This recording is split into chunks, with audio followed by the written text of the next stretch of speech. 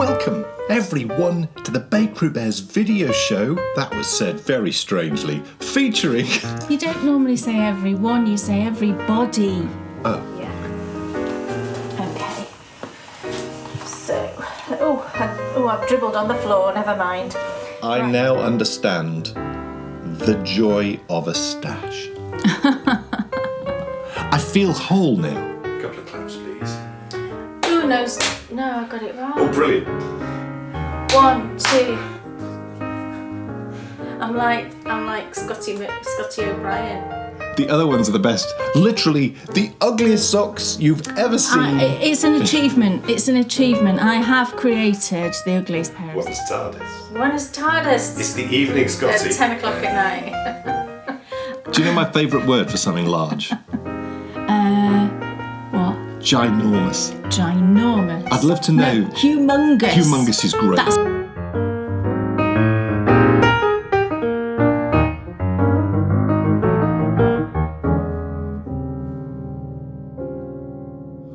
Welcome, everybody, to the Bakery Bears video show featuring my favourite blanket. Yes, indeed. And I have 3 words for you. I hope it's 3 now. Can you not count to 3? I was thinking off the cuff. I think it's a lot more than 3. All hail the... Oh, it's way more than 3. New York Giants. It's 6. Woohoo! I'm not actually really that much of a Giants fan. I don't mind them. I'm neutral. Yeah, really. I mean, I think... What team's got Dan Jones in it? Is that the Giants? Yeah. Oh, well, there you go. So you what? I must have been channeling the Dan Jones vibes. Kay did ask me one Christmas for some Dan Jones merchandise, and I tried to find some, and it was really challenging. Yeah. Look, there'll be lots of viewers in America who wonder why Kay wears lots of different American football shirts, and I'm going to tell you why. It is because we love American football. We do. And, you know, there are some teams we don't like. For example, you would never see either of us in Cowboys or Ravens gear. But there's lots of teams that we do like. Yeah. And I think some people are puzzled because how can you like more than one team? Yeah. Well, I think it's because we didn't grow up in America. No. So we didn't grow up with that sort of... There's one team, Yeah. and that's our local team, and Yeah, that's who we yeah, support. yeah. We've come at it from afar. And, you know, in my life, crumbs, I started out a Miami Dolphins supporter. That was all because of Dan Marino. I used to like the Jets when I was younger. I've no idea why, but I do remember liking the Jets. I think I just liked the green. Yes. Kelly Green, I think they call it. Oh, is it Kelly Green? Is it Kelly Green? I know what Kelly Green is. Well, that's Irish, isn't it? It is Irish. Yeah. I'm not sure that I would call that green Kelly Green, but maybe I'm wrong. Yeah. The reason why we love American football is because, in our humble opinion, it's the greatest sport in the world because there's so much going on. You know, you've got so many different players, all that have a very specific job to do, more than any other sport. I can't think of another sport that has such specific... No, I'm not a sports fan at all. And neither am I, am I? In general, I really dislike. I would say I probably dislike sports. I particularly dislike English football. Yeah, it's dreadful. I loathe it with a passion, if I'm honest. I also loathe it with an equal passion. Yeah, I don't mind rugby. Rugby's all right, you know. Which I suppose is similar to American football, isn't Yes, it? Yeah. that's where American football came from. That's interesting, isn't it? Yes, I know. Yeah, and I used to like watching the Olympics when the Olympics was on, but I'm really not a sports fan in general. Me but neither. for whatever reason, from. you know. When was it? A couple of years ago, is it now? It was... It was when you showed me, was it a Hard Knocks or... It was All or Nothing, Philadelphia Eagles. Philadelphia Eagles. That's what got you into it. Yeah. So I do like the Eagles. You love the Cardinals. I absolutely love the Cardinals. You developed quite a passion for the Buccaneers. Yeah, Buccaneers, love the Buccaneers. Really like the Packers. Yes, yes. You know, I do have a Patriots top, and that's only because I don't necessarily love the Patriots, but I really love Tom Brady, so that's why I wear a Patriots top. I think Kay's knowledge is really quite vast. She could explain to you right now what a pocket is. Yeah. And that's so cool. Can you imagine having a significant other that one day asks you to explain the dynamics of a pocket? which I did. I drew you a little, and showed you. It was brilliant. I like learning things, and when I'm watching it, I like to understand what I'm watching. You love to know, when the referees do something, you're like, what does that mean? Yeah, what's that mean? I love all the arm movements that the referees do, all this business. Yeah. No, all of Which that. Is funny, I love all of that. Because we were watching something the other day, and it was it was Michael. You were watching Michael. He was at that air base. And the dudes with the... Yes. You love those dudes. Michael Portillo was at an American air base in the UK. I forget where it was. Was it somewhere in Norfolk or Suffolk? I forget. The hilarious thing was, and I didn't know that this was the case, it was an RAF base that was manned by the Americans. Yes. And I didn't even know that was a thing. All the planes were Americans. All the people that worked there were Americans. So RAF, whatever. Whatever it was. If only we could remember the name. I feel like it began with an L. It was some... Lynham? No, that's Des Lynham. It's quite a long word. Oh, I forget. I'll have to go back and watch Michael again. Oh, whoops. Another excuse. What a shame. Yes. I'll have to watch him again. Look. Today's show is not about American football. No. Oh, no. We've got so much in store because, yes, brand new My Favourite Blanket. Yes. And the flower today is for many people, I would say, it's the quintessential summer flower. It's very summery. It's very exciting. And also, as well, I just think, because I've seen the colourway, it's marvellous. It's bright and fun and happy and lovely. And it screams summer at the top of its little voice. I guess. Yes. So that's going to be marvellous. But we've also got some really tremendous What's on Your Needles. Yeah. But the What's off Your Needles, it's just epic. It's a proper sort of dirty dancing, I carried a watermelon-y, amazing pair of sockies. Oh, yes. And I've got more than one finished thing. I know. And then, they're the best. The other ones are the best. Literally, the ugliest socks you've ever seen. It's an achievement. It's an achievement. I have created the ugliest pair of socks in the world, and I love them. I love them. And also, though, as well, my apologies for cutting in there, but I'm literally so excited about this. And I've written about this in our upcoming issue of Knitability, which comes out on the 11th of July. For the first time in my life as a knitter, I now understand the joy of a stash. I feel whole now. I've always felt like there was an element of my knittingness that hadn't fully formed. Word. Yes, I know. And the development of my love of a stash, it all comes from starting to knit smaller projects. Oh. And we touched on this a little bit last show because I'd found that other skein that you dyed for me. And you've still not you've not cast that on. You've got to finish that hat, haven't you? Which is like, I'm on the decreases right now. And it's all through sort of getting into the smaller projects and then also wonderful advice from our Bakery Bear patrons and finding the supply. All will be shown to you in Endy Bits, so don't miss that because honestly the yarn is just it's got like some epic yarn. I can't believe I'm saying this.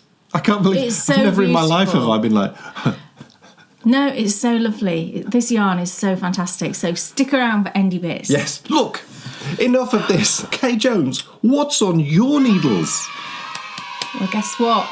It's enormous. It's enormous. It's huge, my next thing. Do you know my favourite word for something large?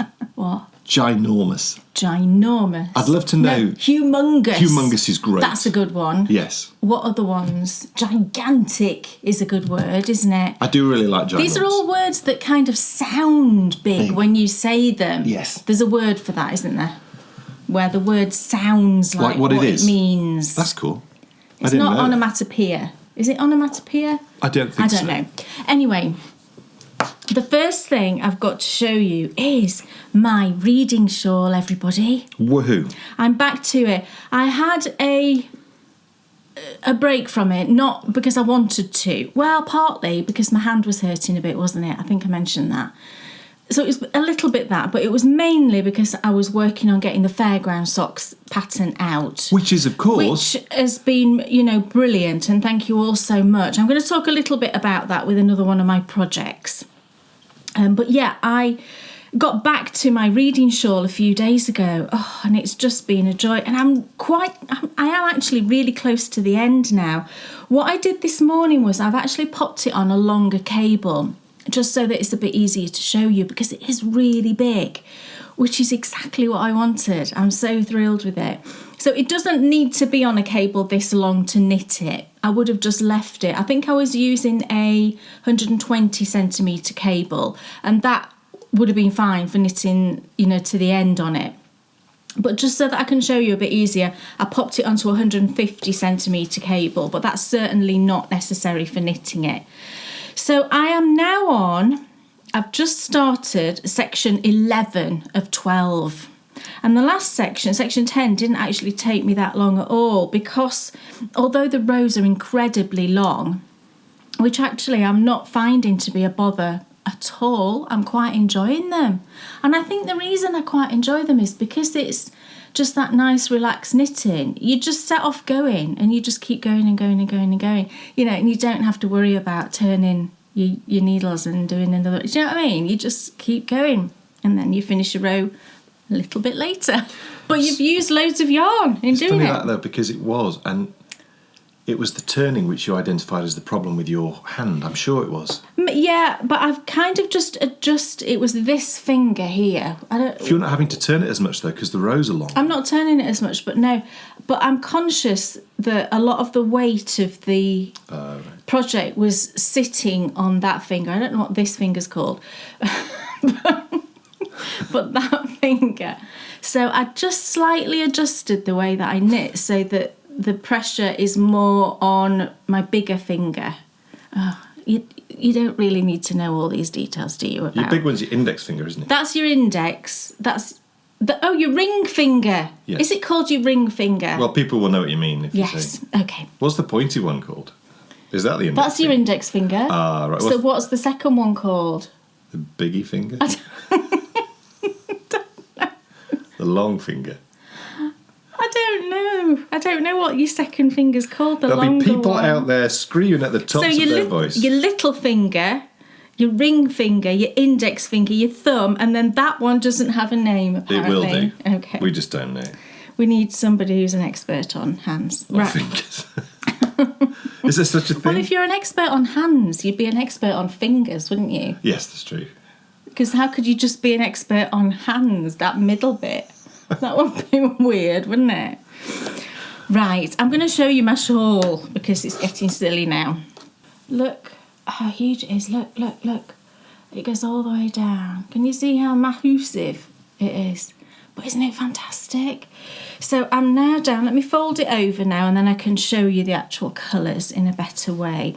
So it's a triangle shape shawl. And I'm only using... So I've made this design up. This is my own design. What I wanted is just something really simple in terms of the stitches that are needed. Also, I wanted to use like my favourite increase. Some increases I find a bit of a faff.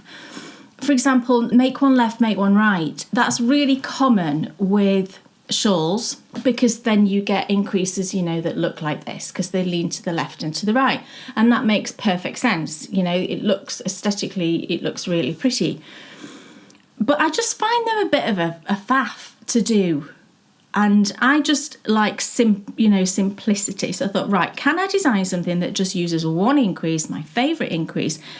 So it just uses knit front backs. That's the only increase it uses. And it's just working out beautifully. And I just love the way it looks. So the centre spine, I'll show you there. You can see you get like this little straight, you can sort of see a straight section running down here. And that's the increase section. And then on the edges, you can see here, again, you get the same sort of effect. And it took me a while to work out where to place the increase to get an even look on both sides of the increase. So I figured that out and I was away. So it's now really big. So let me show you the colours because what I'm doing, I'm using, you probably remember, but I'll just remind you in case this is the first time you're seeing it. I'm using an advent calendar of minis, plus I've dyed up some yarn for the contrast. And it occurred to me when I was knitting this recently that the contrast colour, I've actually called it parchment. So I dyed this colour, but it does look like the colour of like aged parchment. You know, when you look at old books, and it's that kind of creamy, beigey, slightly peachy sort of colour. So I thought that's perfect. So I've named this colourway that I've dyed up parchment, and then that just fits in with the whole reading theme. You've just brought back a memory. Have I? Yeah. When I was a kid, I remember. So when I was at the Minster School, we had to produce a thing for a subject. I don't know if it was history. I think it probably was. And we had to produce a parchment. Right. So we had to brew tea. Oh, yeah, and we had to paint tea all over it. Yeah. And then we had to get a match. And burn the edges. Burn around the edges and then obviously blow it out. Yeah. Of course. Otherwise the whole thing it'll would have just disappear. And then I remember rolling it up. Right. And then I remember we had in the house... So it looked like a kind of old treasure map. Yeah, but we had in the house one of the things that you wax. Oh, wax seal. Oh, I'm not surprised your mum had one of those. It was a long, thin Yeah, that's right. And then you have a stick of like red wax, and you like melt the end of the red wax and let it drip on, and then you put the seal on top. The thing, it was this long thing, and I'm sure we lit the end of it. Well, that's right, that's wax. What you do, so you have a long stick of, it's usually red sealing wax. And it was, and then we put it on the page. Yeah, you've got to heat. And then we stamped on top. So you heat up the end of the wax. It doesn't burn because there's no wick. It just melts it. Yeah, maybe she let a lighter. You let it drip on, and then you get your seal. She squidged it. Oh, that's right. Yeah, she didn't drip on. She took the stick, pushed it on. Oh, right, okay. Did that with it. Yeah. And then that started to seal it immediately. And then put the stamp, seal on top. The stamp was, it seemed to me to be more decorative than to be... Well, I think in the olden days, the seal was the mark of the person that had written the letter. Yeah. It's such a cool thing to do. It's really fun. Cool, yeah. We should do letters like that now. Well, we should, And then hand them to riders. Do you know what? This is proof that letter writing has just become a thing of the past, right? We experienced recently a young family member, I say young, she's 21. She was writing postcards to a friend, and she didn't know how to address the postcard. This is no criticism of her whatsoever. No. I'm absolutely not criticising her. But the thing that she didn't do was she didn't put the person's name. And she went, oh, have I got to put their name? I said, well, of course you've got to put their name. So she hadn't put their name. She didn't know where to write the address. She put the stamp on, and then it covered part of the address. Crazy. She just didn't know what to do. Yeah. And it just then struck me, gosh, do you know what? You know, as a human race, we're just losing the ability to do things because we just don't do them anymore because of emails and texts and all the rest of it. Becoming over reliant on technology. Yeah. The technology better not fail. I actually said, you know what? I'm going to sit down with Bryony this summer, and I'm going to teach her how to write a letter, and I'm going to teach her where you put your address. She'd enjoy it. I think she would enjoy it. You know, where to proper old-fashioned. Yeah, where to put your address, how you dear whatever, or how you write it, how you sign it off, how you address the envelope. We'll write a letter to someone. Nano Endy will write a letter. All she's ever done is Endy. write cards. Yes. So she's written a card. Writing cards is not the same as writing letters. And I know a lot of people do write letters. They're pen pals, and that's brilliant. But clearly, I think it is an issue these days that a lot of young people probably don't. Yeah.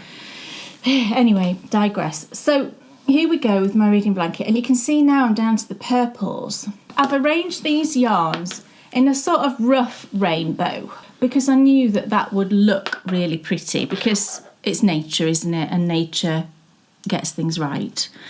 So the yarn that I'm using for the coloured stripes, these are the two I'm currently working with. It was an advent calendar from last December, and it's from Pixie Yarn. Now, I don't think that Sophie is doing advent calendars this year. I was thinking, I do have a pack of her minis up here already, and I was thinking of just buying a few packs of her minis and making my own Pixie Yarn advent calendar, because I've had it for the last 2 years and I really love it. She always dyes sort of really fun, bright colours, and it's never in a particular theme. It's just kind of random, and I really love that. I really love that randomness because I think it just opens up more scope for me as to what you can do with it when it's random. I like the gradient ones, but I find them a bit limiting because ultimately you're going to have to use them in something that shows off that gradient, and I find that a bit restricting. So I really like the just randomness of when it's an advent calendar. So I might do that. I don't know. I'm still thinking. But yeah, I'm working with these 2 purples. And then after these 2, I've only got 2 more colours left, which are these 2, which are a sort of darker, moody sort of purples. And that'll be the last coloured section. So I'm holding all of my yarns double and knitting stripes, as you can see. And I'm doing it in a kind of graduated way with regards to the contrast colour.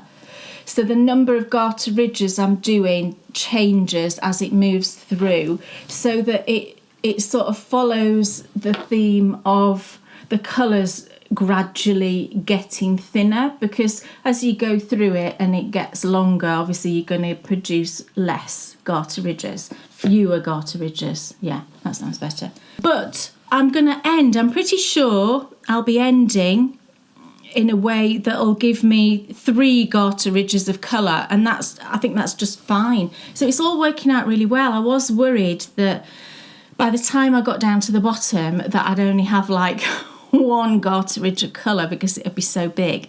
That's not proving to be the case. It's all working out really well. So I'm using 4.5mm needles, and I'm using higher bamboos, which have been absolutely fantastic. Really, really love them. And yeah, I'm just loving it. And I think the contrast colour, I dyed up, gosh, how many did I dye up? Oh, I'm not even sure. I think I'm on to I think I had possibly, I don't even know. I'll have to go back and check my notes. It's using quite a lot of yarn of the contrast colour, but I don't see that as a problem because, if I wanted to knit another, I know how much of the contrast colour I need, so I can either dye up some or, buy some or whatever, or choose some from my stash where I've got a number of skeins that are the same. I don't see that as an issue. But yeah, it is using a lot of yarn and it is going to be really big, but that's what I wanted. I wanted something that was like this huge thing you can wrap around you. The idea is that it's for reading in an evening. You just snuggle it around. And I am thinking of doing a little bit of fancy something on the bind off. And there's a reason I want to do that, but I'm not going to say it at the minute because I need to swatch it and I need to work out whether it's going to work and how it's going to look. But if it works out, I think it'll be super fun and it'll just add an extra little bit of excitement, right at the end when you get to do the bind off. So yeah, I'm absolutely loving it and I'm hoping to get this finished within the next couple of weeks. So fingers crossed, next time I'm hoping to have a finished reading shawl. Kushti. Yes. Kushti? Are you like Arthur Daly? No, it's not Arthur Daly, it's David Jason. David Jason. It's Del Boy Trotter.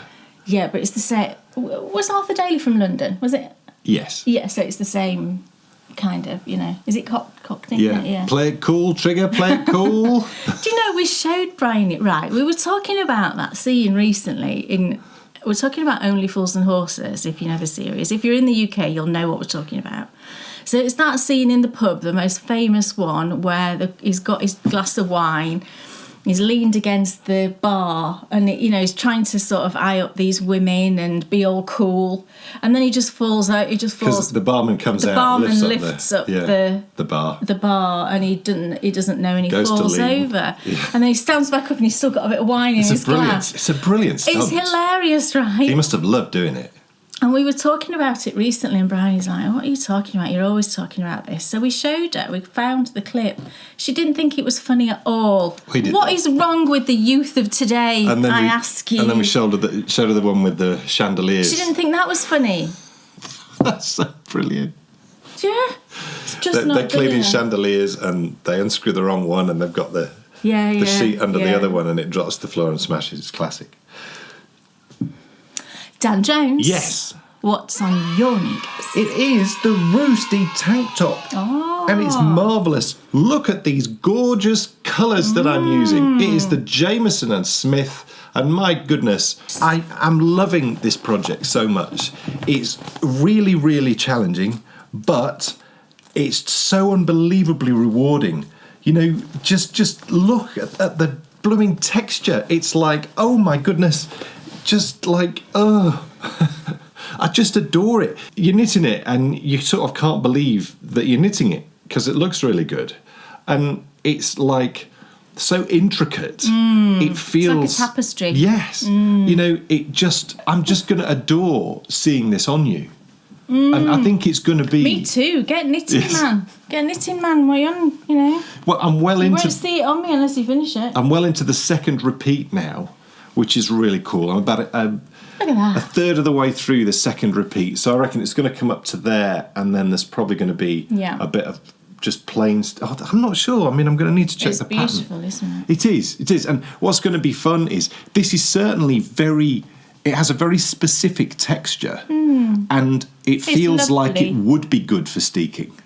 Oh, yes, definitely. It feels quite sticky. This is steeked, isn't it? Yes. Yeah. So the sleeve armholes... It's ideal yarn for and the neck steeking, I holes. would say. I mean, I've never steeked with this, but all you Jameson and Smith experts out there, I'm sure you will tell us that... And what's lovely yes, about it's it good is for steeking. the feel of it is just like, yes. It's lovely. You know, you can just put it... You know, you talk about next to skin. I just feel like this is something that would last forever as well. You know, if it's cared for, I'm sure it would just go on and on and on. Let Lopi is textural and lovely and an experience. This is more... I feel like this is more practical. Yes, And I would say that you would get more... Me personally, I would get more wear out of a garment like this because I think you can wear it through more seasons Absolutely maybe you can. than Let Lopi. Yes. Oh, yes, definitely. Yeah. So both of them, for me, absolutely have their place. Because, you know, like Kay said, sometimes you're going to want something that you can wear all year. And then other times you want... To me, Let Lopi is like a real indulgence. And it's like, yes, you know, cold winter's walk. Yeah. I'm getting at my Let Lopis. Yeah. They're just absolutely perfect. But Yeah. it's the Roosty. It's a great pattern. I've had no issues so far. I'll keep you posted. Beautiful. But, you know, making great progress. I'm just loving it. I love my choice of colours, everyone. Don't you love them? I get lots of questions about how I approach colour work, and we've filmed, with Case, great help, we filmed a tutorial with me showing you how I approach colour work, so you can go and watch that if you want to see how I get, because it looks pretty good, doesn't it? It does. Yeah. It looks very good. Not pretty good, I would say. Well, as very good. as long-time viewers will know, I am once a little bit obsessed with. Yeah, and once it's had a block as well, I think again, I've never blocked this yarn, but I got a feeling it will block out beautifully. I do too. I hope you all tell me that that's true. I'm sure you will. Cool. It's gorgeous, gorgeous, gorgeous. So that is my Roosty, Yes. and I can't wait to see what else is on your needles. Ah. Is it in that bag? Yes, it's in this Oh, I know what's coming then. So yes, my next project is in my fairground bag that I showed you last time that I made. This fabric is from Sophie Allport in the UK. And, oh my goodness, if you are looking at that bag and thinking, that's gorgeous, I'd like something just like that, fear not, because Kay's in the process right now in our Summer of Stitching. At the moment, she's on a cross-stitch section, that's hard to say. That's hard to say. But we're about to get into your stupendous, bang-up-to-date bag-making tutorial where you're making a bag very similar to this, a similar size. Very similar to this, actually. The size of it is, really, I think... Yes, I mean, I used a template that I used to use when I made bags back in the day to make this, but the one that I make in the series is a very similar size. Yeah. So if you would like to know how to make a lovely bag like this, Yes. come and join our Summer of Stitching and you will find out very soon. Indeedy. I'm just trying to work out... Oh, yeah, I've got the right yarn. So, yes, in my fairground bag, of course, I'm knitting another pair of fairground socks. So the fairground socks are my most recent pattern that came out a couple of weeks ago. And thank you all so much to everybody that's bought it and everybody that commented on my photos that I posted on social media about it. You know, you seem to be loving it, and that's just fantastic. And I'm really pleased that people are enjoying it. You know, that's what I wanted from this pattern. I had a feeling that it would be one that would be liked, if you like, and that's been proven to be, so far, you are loving it, which is great. When you say liked, what you're talking about directly is the experience of the knitting. Yes. The different types of projects, isn't there? Sometimes you'll knit something, you'll not enjoy it, but actually you'll be pleased you've got it at the end, but you might not want to knit it again. Yeah. I wanted this to be a design that, where people had the pattern and they go back to it again and again and again. The funny thing is, that's what you do aspire to that with all your patterns. Well, I do. I absolutely do. Yeah, I absolutely do. But certainly for me, this is now the 4th pair of socks in this pattern that I'm knitting, and I'm not tired of it at all. It's just, there's something about it that makes it so you just want to do another one and another one. And I think because it was designed, for self-striping yarn, your brain then goes, oh yeah, I've got that yarn, and I want to try it in that one. And the one that I've got in my stash that I'm desperate to try it with is I say this is a really precious skein. I've had this colourway before, and I've knit Bryony actually 2 pairs of socks in this colourway, and I loved it so much I went and bought another one last year when they came into the shop, because it's a Christmas colourway, and it's from London House Yarns. It's a Harry Potter colourway called Yule Ball.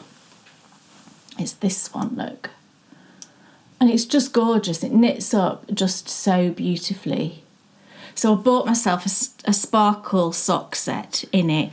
And I'm like, I can just see the fairground socks in this, and they'd just be so fantastic. So I've been hoarding this for a special time to cast on for me, and I've just not had that special time yet, but I feel like it's, nearer. So what I've done this time, I've done something different, and I'm doing a scrappy pair, because when I designed this, I thought this is going to be also perfect for scrappy socks.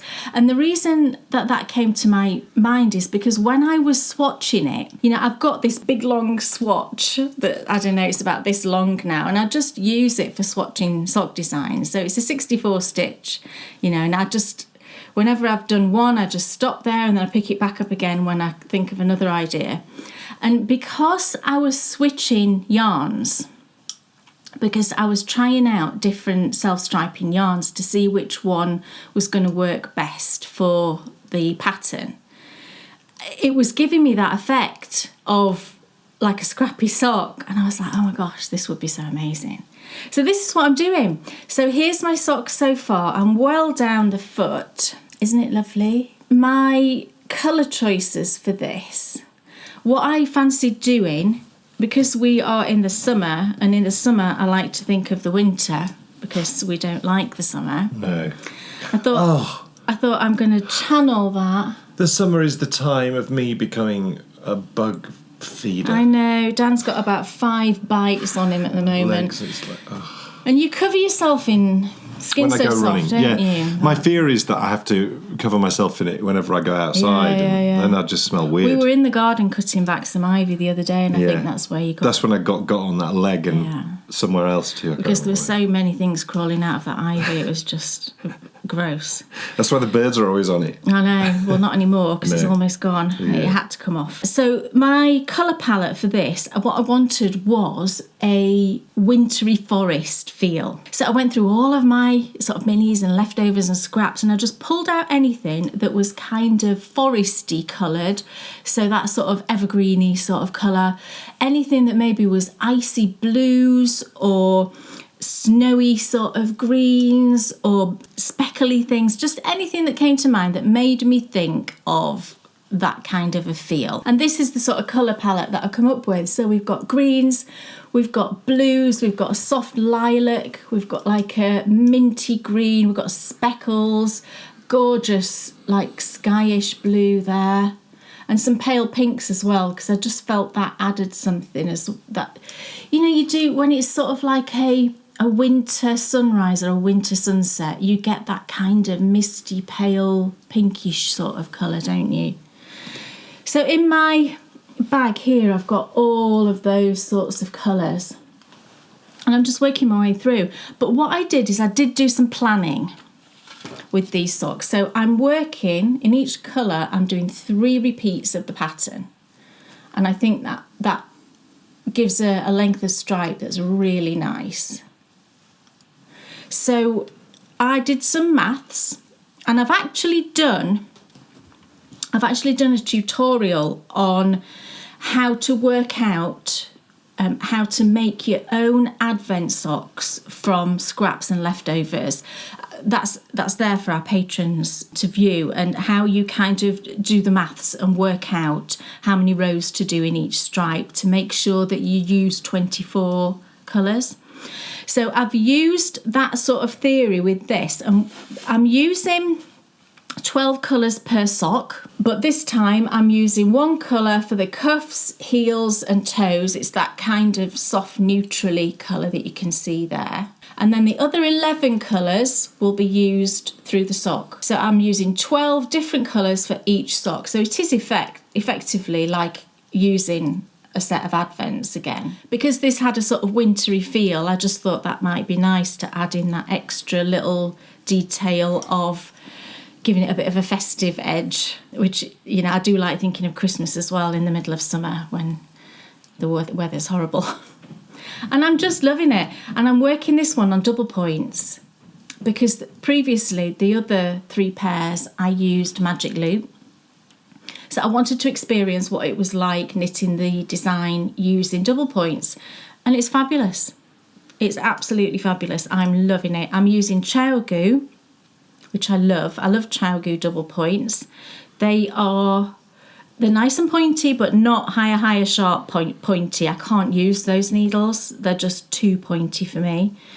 They're nice and smooth, but they're not too slippy. Again, I find higher, sharps really slippy. Chow-Goos I don't find to be as slippy because they've got a slightly brushed texture to them. So they're lovely. I love Chow-Goo metal needles. If I'm going to use metal for double points, I tend to use Chow-Goo. I did also go through a phase of using the Addy Calibri. They're metal. They're the coloured ones, and I really love those as well. But for this, because it's got that wintry feel, I just wanted to use a plain metal needle because I felt like that matched more with the theme. That sounds silly, doesn't it? They're just needles, but it gave more of a wintry feel. So here's my sock so far. I'm loving it. I'm not far off finishing the first one. And then I'm just going to cast on the second and work my way down. This one seemed to knit up really quickly. And it's a nice long leg. So I think what I will probably do with these is tuck them away for Christmas for Bryony, because she does like longer socks in the winter. And they'd be good for boots, wouldn't they? It's a longer sock. But yeah, just really, really enjoying it. So that's another option for fairground socks if you've bought the pattern. This is my favourite bag. Yes, it is my Star Wars project bag, and I put in all my favourite things into this bag. Do you? Anything that I'm really enjoying that's really goes nice. into this bag. And I just noticed actually on the inside it says W and DY in like a sparkly...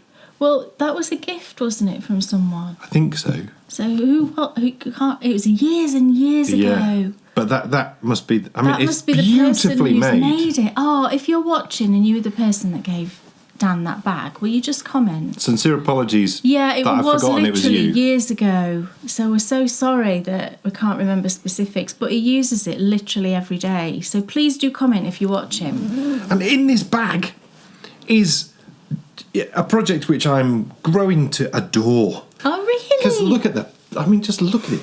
Look at it. Look at it's it. lovely. Look at you with garment knitter extraordinaire. It is like just... And this is now for Kate. I cast this on thinking it would be for me, but we established that because I like the fit, you know, a very specific way, Kate's tried on other ones of my jumpers. And yes, the arms would be too long. And the body length would be a little bit too long. Yeah. Thankfully, They're all adjustable, aren't Thankfully, I've not got through that yet. So, you know, the caster number is going to fit her perfectly. And I think it will just suit her just perfectly too. I think the colours will... I think it's lovely. In the winter, I think, you know... Oh, look at that. I know. It's perfection. Yeah. Now, this is Jameson & Smith too. It's thicker. Now, let me tell you... It's the Aran. Yes. Spoke about this before. Oh, it's lovely. It is highly unpleasant to cast on.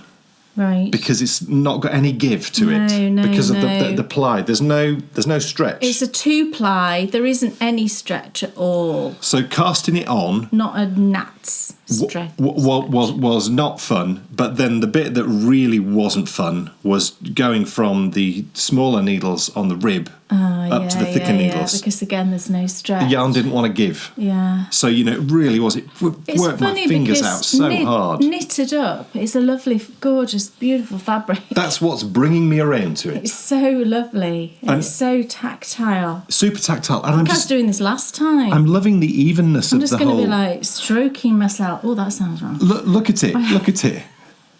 Look. If you look. I'm looking. Look. Yeah, no, but people need to see. If they go from. You hold it on the side like it was. So if you go from here to here, there's barely any difference No. in the size of the stitches. And that's just tremendous. It's beautiful. Yes, there's a huge amount of technique in that, but there's also the right yarn for colour work. But the ribbing looks just perfect. I'll hold it this way up. The ribbing looks gorgeous. And 1x1 ribbing can be a bit tricky, can't it, to get looking really nice? Right. Because I think there's more of an issue with gauge with 1x1 somehow. But it just looks beautiful. That's good. It looks really gorgeous. I mean, brilliant job on the ribbing. Looks just the right length too. It does look just like I think that. any shorter would have been a problem. Yes. Yes. So it's the Aaron Harper Gansey. Like all our patterns that we show, if this is a pattern that's for sale, it will be linked in the show notes below, Yeah. so you can go and have a look at this pattern if you fancy lovely. it. And I'd highly recommend it. I've had no issues so far. Everything so far has been fine with this pattern, so that's all really good. It'll be interesting to see what happens when you get into the yoke at the top. But I've done a bit of the colour work down here, and that was easy to understand. Granted, it's fairly simple, but I've got a feeling it's going to be a fairly well-produced pattern all the way I through. think so. I'm not I think concerned so. about that. I don't think we'll have any No. problems like we had with the It's- stacker. Do you know, it's got that kind of traditional, I don't want to say old-fashioned. Oh, it is. It's just got that feel to it somehow. And I think because the pattern is written in the style that I'm accustomed to from when I was younger, Yeah. it's not written in the very, very modern styles that you get now. No, it's a nice balance. Yeah, and it's just got a really comforting feel about it. The whole project feels really comforting, I think. Yeah. 6mm needles, look at them.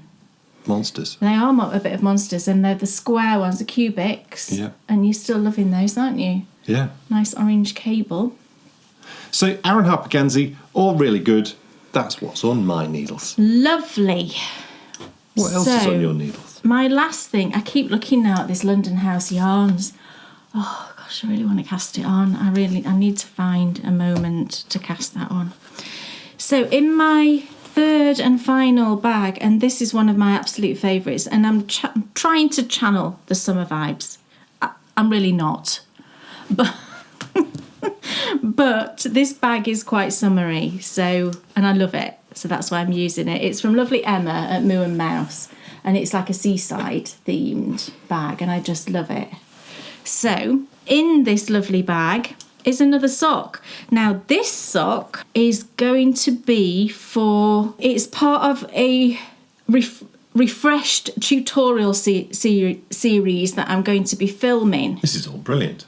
Yeah, I'm not doing very well, am I, explaining this? Last October, we held our first ever Sockoween. There you go. And what we wanted to do within that month was have a lovely sock knit along, didn't we? We had a Yes. sock knit along. Yes. And we also, to support that sock knit along, for the first time since 2016, you redid your Magic Loop Yes. sock series. Yes. As part of that, you created a lovely pattern written for Magic Loop. Yeah. And what you're going to do this Sockoween, which will start on the 1st of October and run to the end of October, we'll be having another sock knit along, but also you're going to be amending that pattern and creating a version of that pattern for DPNs. Yes. And also filming a tutorial series. So you've got a go-to series for Magic Loop, which is already available, and then there will be a go-to series for DPNs. Yes. Because our current DPN series, it's a bit shaky and a bit old. It's a bit old. Yes. Yeah, a bit like us, a bit shaky, a bit old. Yes. So we're going to redo it. So yes, as part of that, what I need to do is knit one whole sock. And then for the filming of the series, I'll be knitting through the second sock. So I've started that first sock, and it's a plain vanilla shorty. I think that's what I called it vanilla shorty for magic loop was the first one. So this will be vanilla shorty for double pointed needles. So I'm following the same kind of recipe, but I changed the heel, I think. I'll have to check.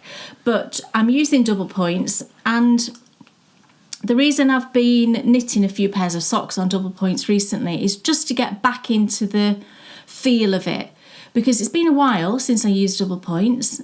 You know, I go through phases, don't I? You'll know if you've watched us for years. Sometimes I'm in a DPN phase, sometimes I'm in a magic loop phase, and I'm using both at the moment. I've got socks on the go for both of those styles, but I am really, really loving the double points again. So this sock, I'll show you the sock and then I'll tell you what the yarn is. So I am on the gusset decreases, so I can arrange it in such a way, can't I, where you can see it. There you go. So it's just a little shorty sock. So I've done heel flap, heel turn, and I'm not far off finishing the gusset decreases. And for these, I am using Knit Picks Sunstruck. These are my favourite wooden needles, and they're a nice light colour. And I wanted a yarn which would be a light coloured yarn, but it's got a bit of interest and that would show up well on those needles for the purposes of filming. You know, I want everything to be as clear as possible. And this combination works really well. So the yarn I'm using is this one. It's just really delicately speckled, really pretty. Now, I dyed this yarn. And I found it in my stash. When I was looking for a yarn to knit these, I found this and I'm like, I don't remember dyeing this, but I know I dyed it. And this colourway, it's definitely my Sirius colourway. It's a Harry Potter colourway, but Sirius normally is way more speckled than this, and it's a bit more intense of a colour. So I think what's probably happened is I've dyed this and realised that it's come out a bit too delicate for that particular colourway. So I've just popped it in my stash. And luckily I came across it and it's just perfect for this sock. So it's a delicate mix of the colours that I've used for this. I know there's Dusk from Landscape Dyes. I think there's either black or silver grey from Jacquard. I can't remember which of the two. And then I think it's Lichen from Landscape Dyes as well. I think that's the three colours that I've used.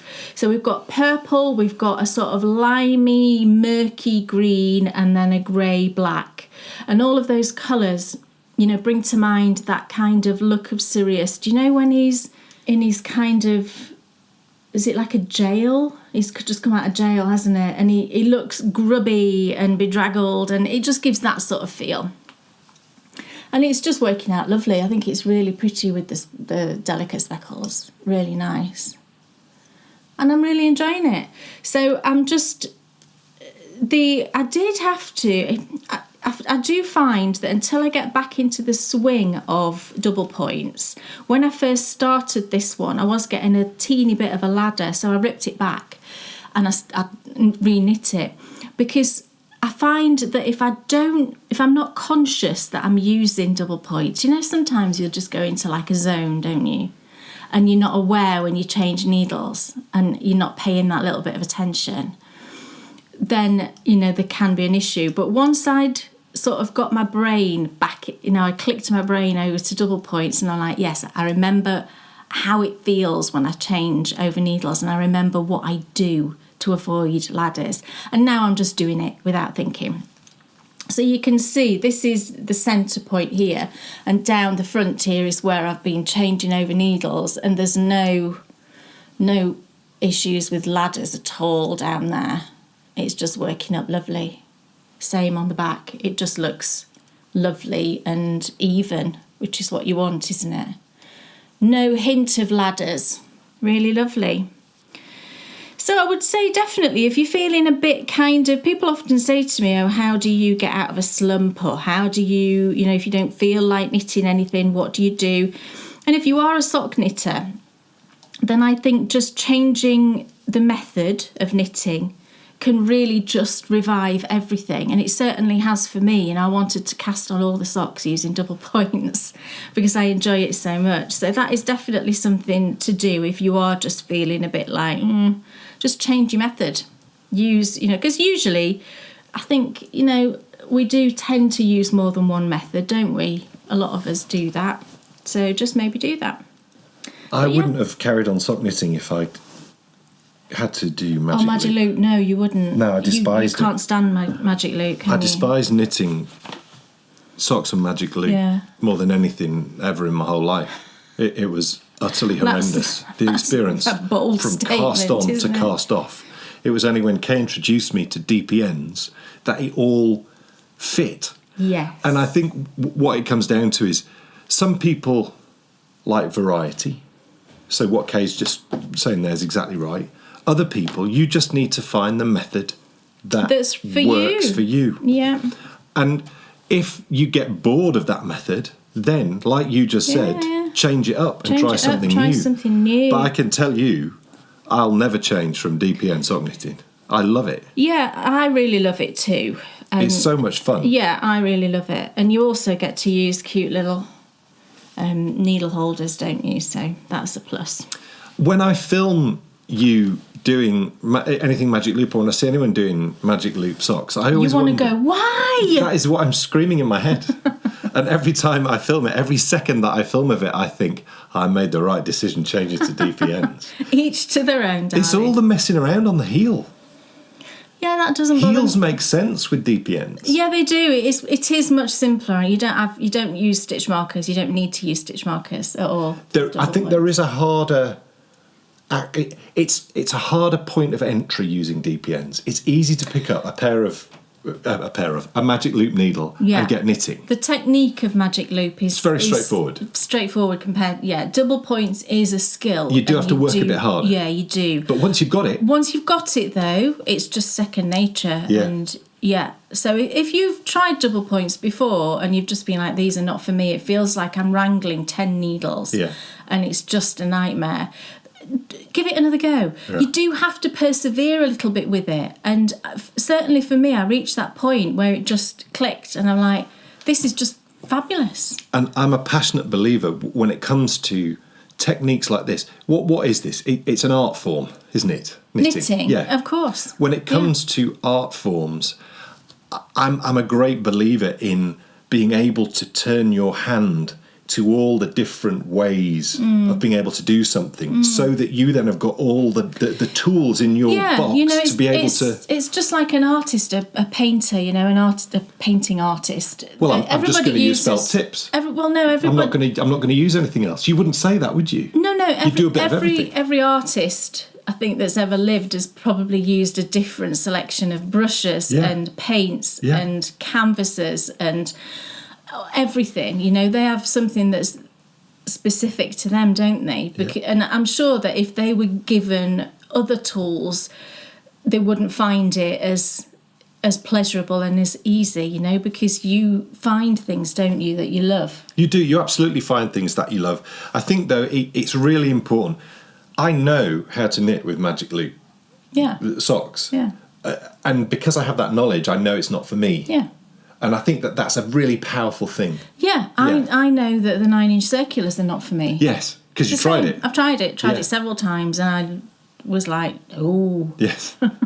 And I think what would always be a shame, I was ready to never knit socks again, and then you were like, no, just try this. And I think that's where, if I had not had Kay there to say those things, I probably would have given up on socks. And that would have been a real tragedy. And so it's always about finding that thing that works best for you. Look, I'm delighted to tell you that my favourite blanket is back. Oh, yes. Now, I think it is fair to say that this has been the most challenging programme you've ever produced from a knitting and a filming point of view. Challenging in terms of the technological requirements. 2 days filming, outdoors, indoors, dyeing, all of those things. We've really pushed ourselves with this series. It's a complex, really time-consuming series. Yes. But, we're thoroughly enjoying it, but there is a lot involved in producing it, the point of me saying it, though, is that we're so thankful that so many of you have contacted us to say how much you love it. Yes. That's what makes all the hard work worthwhile. Absolutely. And can you believe that this is episode 8? 8. Oh, my goodness. This is the final section of Fancy Business. It is. Now, we teased at the start of the show an epic flower, and Kay will be revealing it to you in just a moment. And I can't wait to show you, because it really is, for me, it's the sort of epitome. It makes me think of toast. It suits you, this flower, Thanks. and that will make sense when you find out what flower it is. So look, that's enough teasing. I think we should find out what the flower is. So without further ado, let's enjoy the next episode of My Favourite Blanket.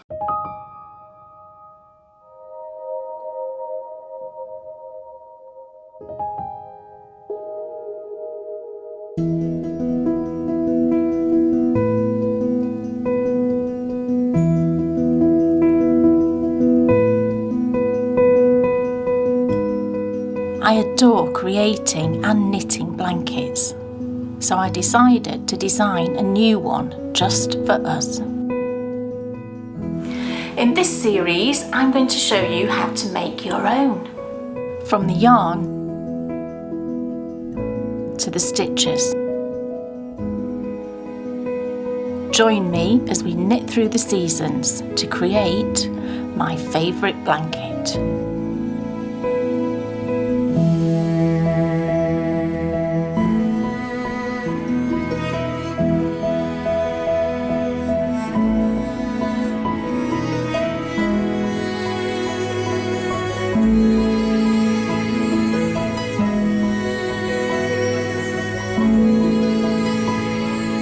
Welcome everyone to another episode of My Favourite Blanket, and we are back in our lovely woodland, as you can see, and today thankfully it is such a lovely cool day.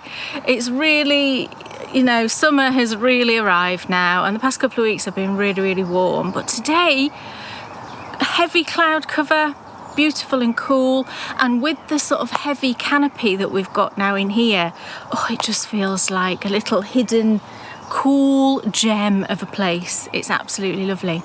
So I am here today to tell you about the next flower for my favourite blanket. So we're now into section 8, which represents August. And August for me is the real sort of height of summer. I know technically that it's more midsummer, isn't it? And even getting towards later summer. But it's always felt like, August has always felt like, right in the middle of summer.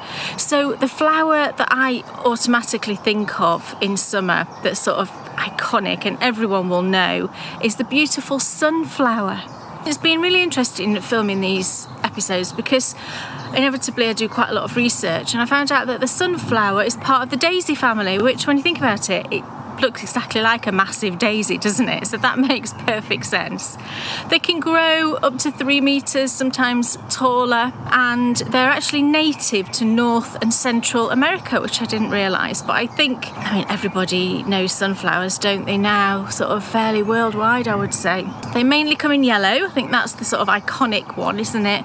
That bright yellow with the dark centre. But you can get them in shades of orange and purple as well, and sort of reddish shades. I have seen, when I was doing again my research, I did see some ones in those colours, and they're really pretty. I've actually never grown a sunflower. I think it's usually one of those things, isn't it, that you'd grow with your children or your grandchildren, or you plant a seed and then you watch it grow and see how tall you can get your sunflowers. But yeah, the sunflower is our inspiration today, and it's the classic yellow sunflower with that dark centre that we are going to use as our inspiration for our yarn. So of course, the first thing we need to do is get back into the kitchen, out of this lovely cool woodland, and get dyeing our yarn.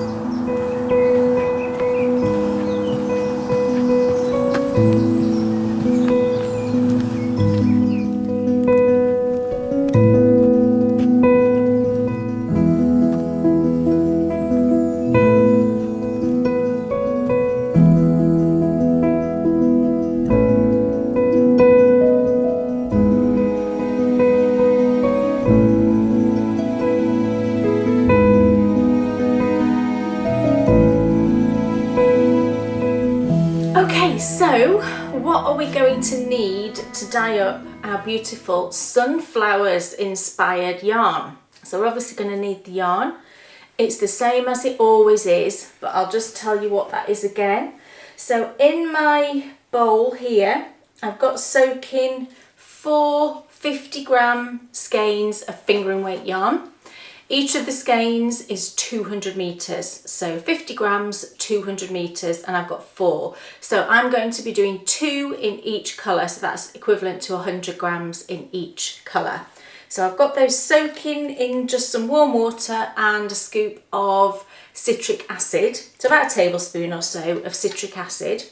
So citric acid, I've mentioned it. So here it is. Citric acid is our mordant, and the mordant is the substance that makes the dye permanently stick to the yarn. So it stops it from washing out, basically. So I'm using citric acid because it's easy, it's non-toxic, it's a food product, it stores really easily, and it's really easy to get hold of. We've then got our pots. So 2 pots as normal because we're doing 2 colourways. So it's my usual stainless steel casserole pots, and these are the pots that I always use. And as I always say, make sure that all of your equipment that you use for dyeing yarn, you only use for dyeing yarn, because dye powders are toxic. So we've got 2 of our pots. I've got my mask, of course. I've treated myself to a brand new one today. I've got my recipe book. We've got brushes and our measuring spoon. So we're going to speckle, so we need our paint brushes, just cheap as chips, little children's paint brushes. And our 1/8 of a teaspoon measure. I've got my big mixing spoon, of course. You know I can't be without that. Gloves, thin and thick. We've got our tea towels and spare bit of oilcloth for protecting the work surfaces. And then we've got our dyes, of course. So I'm going to be using 4 colours today. And it's surprising actually, one of the colours, and I'll explain it as we use it, but when I sampled this, I didn't expect the colour to speckle in the way that it did. It was a complete surprise and a joy because it was the perfect colour for the centre of a sunflower. Do you know that sort of dark brownish colour in the centre of a sunflower? So we've got 4 colours. We've got 2 that are jacquard and 2 that are landscape dyes. So as always, I'll kind of explain the shade to you, and then if you want to swap it out with something else, then you can. So first of all, the jacquard colours, we've got sun yellow. Sun yellow is as it sounds. It's a really bright, in-your-face yellow. Almost to the stage of being neon, I would say. So sun yellow. And then the other jacquard is my old friend of gold ochre. We've not seen gold ochre for a while. You know I love gold ochre. So, and again, that's just as it sounds. It's gold, but it's such a beautiful shade of gold. It's like a warm, mellow sort of gold. It's really beautiful. And then the 2 landscape dyes. We've got Broome, which is B-R-O-O-M-E, and this one is another gold, but this one tends to, I don't know if you can see the dye powder here, it's got a lot of orange in it. So depending on how you use it, I think you could get a sort of gold leaning to orange shade, but we're going to use it in a really delicate way. So Broome, which as the colour that comes to mind actually to swap out, you might want to try, is Jacquard Aztec Gold. That one might be a good comparison. I haven't tried it, but that one just sort of popped into my head. But I'm using this one, which is Landscape Dyes, and it's Broome. And then the final one is another Landscape, and this is Wheat. This is the unexpected colour, because the name, as it says, it does actually look like that beautiful golden wheat, you know, that sort of beigey golden wheat, but when we speckle it, it's a completely different colour, which is brilliant. So Wheat is the last shade. If you don't have wheat, you're going to want a colour that when it speckles, and you'll see how it speckles, it comes out a sort of warm brown, a warm goldenish brown. But you'll see when I dye it anyway. So that's our 4 colours. I've covered everything everything else. So first thing we need to do is get all set up to dye our speckled yarn.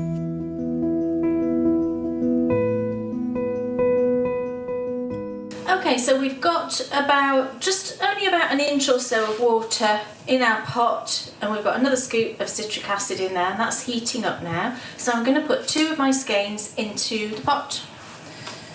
So let's grab them. These have been soaking for a good half hour, so they're nice and saturated and full of all that citric acid. And I always give them a little wiggle because we don't want the strands to clump together. And then we're going to drop them in. I always drop them in so like this, side by side, so that they're not on top of each other. And they're both getting then kind of as much as you can, half of the pot. Side by side, and then we're just going to drop them in. And as they go in, the water's not super hot yet, so I can just do this with these thin gloves. Just arrange it. I say that, but the water is now quite hot. I can manage. Just arrange it around so that we've got as much of the yarn on the top of the water, so a good, all the surface area is covered. Now it's always at this stage that I just check that I don't think I've got too much water in the pot, because for speckling we just want very little water, because we don't want the water to cause the dye to spread too much, and I do think I've got a little bit too much water in there, so I'm just going to get a scoop. I can see there's quite a lot of puddles, and I don't really want as many puddles as that, so I'm just going to, you can just move your yarn sort of to the side and just scoop a bit out. It won't need a lot taking out because there's not a whole lot of water in there. But it's good to do these little adjustments just to make sure we've got the optimum conditions really for speckling. That looks better. We've still got a few little puddles, but most of the yarn is sitting up slightly above the water. Right, so the first colour that's going in is our wheat. So this is the colour that I mentioned that it doesn't look yellow when I speckle it. So we'll just do it and then you'll see. So if you look in the pot, you can see it looks sort of a chestnutty brown. And I'm going to scoop up quite a bit. Can you see I've got quite a bit on my brush, because these landscape dyes are lovely, they're granular. And I've found that this colour you can scoop up quite a bit like that. If you were using like a jacquard powder, I wouldn't do this because it'd be too intense. And I'm just gonna, as we've done before, just find an area and give it a good old speckle. Can you see as soon as it goes on, it looks more brown than yellow? And I do want to get a good amount of this, because this colour represents the centre of the sunflower. Do you know that huge dark middle? So get a nice bit of speckle and then move to another area and just find a few areas like we've done before.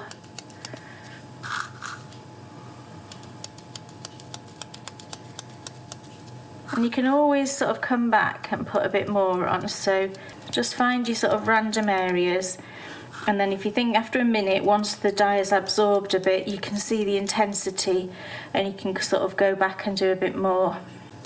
There's quite a lot of kind of red in this dye, I feel. It's amazing the colours that you see in dyes that you don't expect. You know, you wouldn't expect that from a dye that was called wheat, really, would you? But it's brilliant because you can use it in so many different ways. It's good to have sort of big areas and large areas because that's going to vary how the yarn knits up. You know, we always, when we're speckling, or when I'm doing anything to be honest to do with yarn, I want it to look as random as possible because I never want to create a yarn intentionally that is going to pull. See, that's looking pretty good, isn't it? What do you think? Do you think that's brown enough? I found that when I've dyed this before, I thought I'd put on a load of brown, but when I skeined it up, it looked lovely, but I thought it could have done with a touch more, so. Okay, the next colour is the really bright sun yellow. So this one is a jacquard and it's a powder, so we need to be more careful with this. So this colour is going on top and sort of a bit around where we've just done that wheat. So find your area here, and I sort of start on the edge like that. So it's got its own little bit, and then a bit in the middle and a bit more around the other side. And then that way the overlapping areas will give you different shades, and then there'll be little areas where it just has its own little moment. The light's really funny today. It's a super bright day outside, and I find that when it's really bright outside, you know, and you've got artificial light where you're dyeing, it can really affect how you see colours, particularly things like this bright yellow. It might look like there's not a lot going on, but then when you take it out into the sun, you're like, oh yeah, there's quite a lot on there. Okay, that looks good, I think. Yep. Okay, and then the third colour is our gold ochre, our old friend. And this is the one that we're going to sort of speckle into the gaps. And when you speckle this one and drop it on, it does have a sort of orangey tone to it.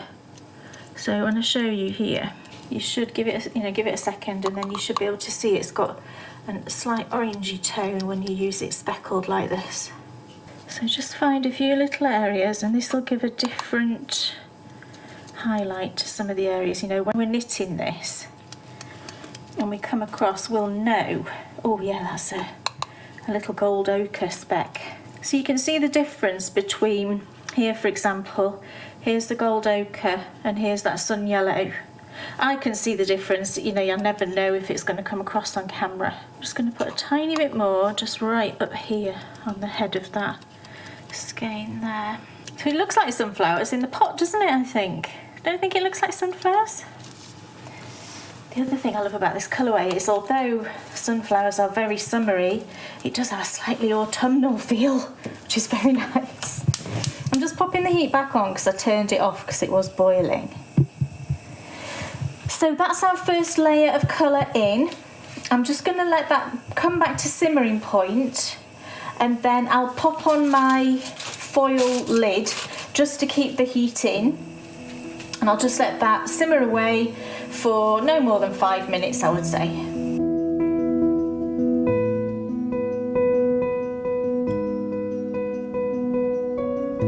Okay, so that's had, I don't know, 5-7 minutes, something like that. Just gently, very, very gently simmering away there. And I've just given it a test, but the way to sort of check to make sure that all your dyes are set is just get your big spoon and just find an area and push it down, and you'll see if the speckles stay where they are, and that absolutely does. So then you can go into another area and lift up a bit of water, and that drops down and it's clear.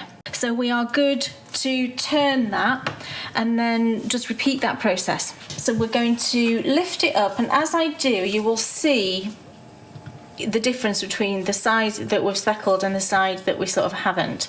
So as I lift this up, can you see all these gorgeous speckles here that we've created? We turn it round. Not very much at all going on here. You do get some movement through the yarn, but really not very much at all. So what we now need to do is give this a little shufty. So I just move it on my little holdery things. I never know what these are called. And then I'm also going to turn it, because then that way we will get dye in areas where there isn't any. So drop it back down, and as you drop it down, move it around so that you get the most surface area of yarn that doesn't have much dye on. Quite a lot up here that doesn't, on that side. There we go. See, we have got a bit of dye there, that's fine, but there's plenty of undyed areas there to go at. Right, so I'm going to start with the wheat again, and we're just doing exactly what we did before. Find an area that doesn't have anything, give it a good old sprinkle with that wheat.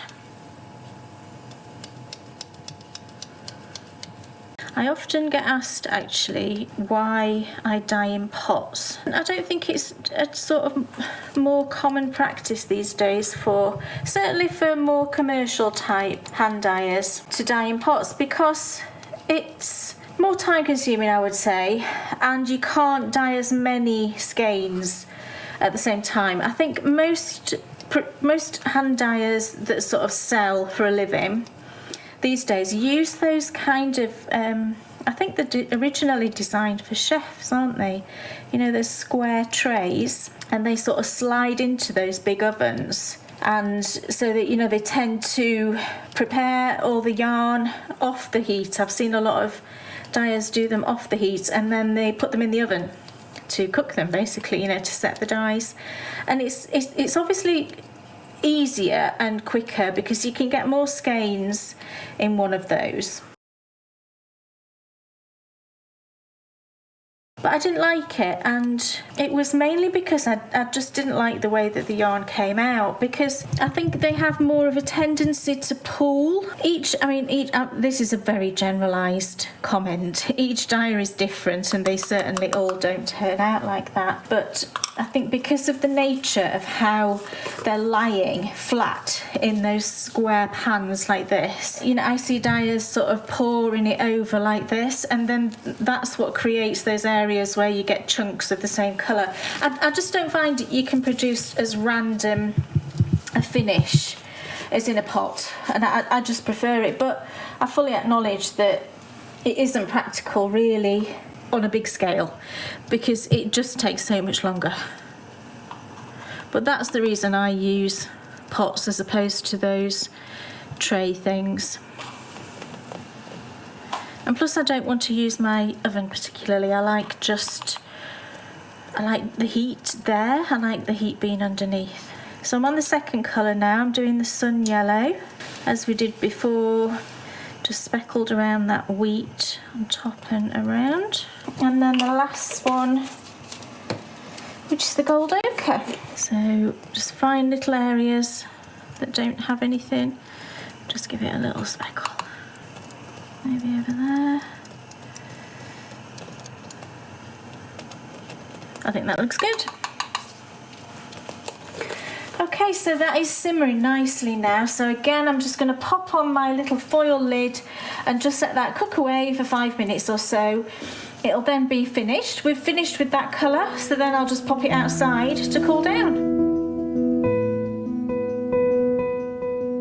Right, here we go then with our tonal, slightly variegated this time, coordinating yarn. So in my pot here, I've got it's about a third full, I would say, with water, and another tablespoon or so of citric acid in there. So that's heating up.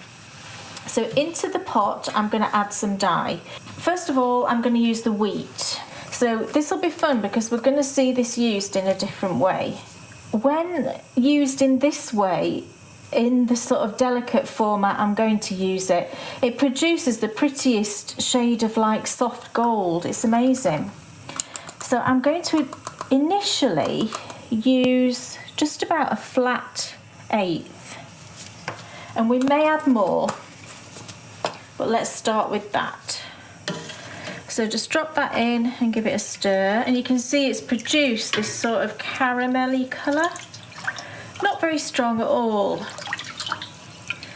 And I'm just going to let this stir just for 30 seconds or so, just to make sure we've fully absorbed all the dye, and then I might add a bit more. This coordinating skein is quite a delicate shade because we want it to have the kind of feel of the main colour with the speckles, but we don't want it to overpower all those speckles. So we just want it to be this soft undershade that will complement it and show off all of those speckles. So you don't want to overpower your speckles. But I am just going to add a little bit more because I do want that slightly more intense. So maybe another half. And that should be good. And we'll just judge it once our yarn's in. That looks better. So we have dyed a coordinating skein using this technique, I'm pretty sure, before. And although this yarn is going to be knitted in our final fancy business section. So we don't want it to have any sort of pooly business going on.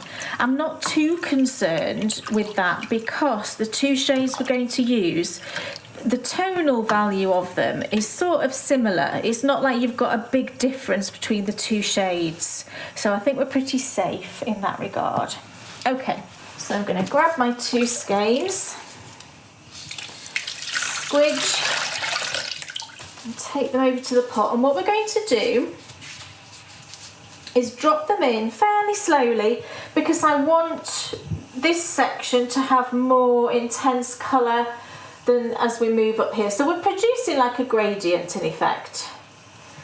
So we're just going to drop it in. I'm going to check the colour as it goes in. Yeah, and you can see it's a delicate colour, but the longer the yarn is in that dye, the more intense it will become.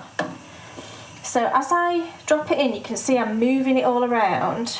So we get some nice tones, and then just drop the last bit in like that. So you can see we have got quite a difference in colour there. This bottom bit you can see is much more intense than up here. And what we might do, I'm going to judge this when it's absorbed all of that colour.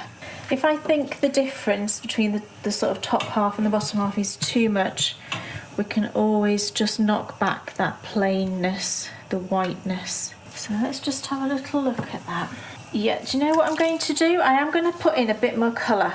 So I'm going to move the skein all the way to the other end, because I really love this shade here. Can you see this soft gold? But we've got hardly any of that gold colour down here. So I'm just going to pop in a little bit more, and all I'm going to do to do that is grab hold of them, lift them up, drop it in, and drop them back. So I'm going to go with about half, because I don't want it to be the same intenseness as the top. I just want to give it a bit of colour. So just give it a stir and then drop it in. And then that will just knock back that whiteness. That's better. So I'm going to let that sit in there now and just raise the temperature. And then once it starts to once it just starts to simmer, I'm going to check all that dye's absorbed, which it probably is already, to be honest. There wasn't a lot in there, so it absorbs really quick. Then we can just add in the second colour. The second colour is the broom, and that's more of a sort of gold colour. And what that will do is just highlight this beautiful soft gold. It'll just give it a bit of a lift and introduce a bit more of that sunflower colour. Because this, to me, is kind of like that faded sort of look of summer, which I think is lovely. But we are just, we are still in the sort of summery colours, so we're going to add in a shot of that gold just to lift it. How's that doing? You can see it's gone in there now.